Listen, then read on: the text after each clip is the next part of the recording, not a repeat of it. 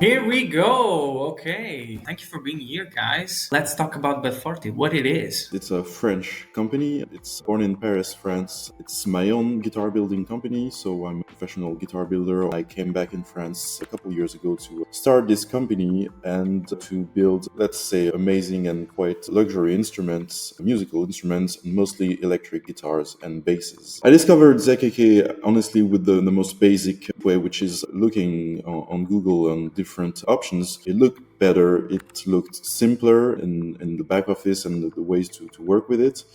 And while it was Italian, I'm also a bit biased, but I want to work with Europeans as much as I can. And it looked like the perfect solution for me. So I started to be a bit overwhelmed at first because I that's what I have with many other tools. But I'm a pretty stubborn guy, so I decided that I had to make it work because I wanted to have this configurator thing going on. And the reason what I need and want a configurator is musical instrument guitars possibilities are endless in terms of customization. It's a life changer, it's a game changer, it's super fun. I think that's a very complex product. The amount of possibilities, I think they're beyond 10,000 combinations for just a bass or a guitar.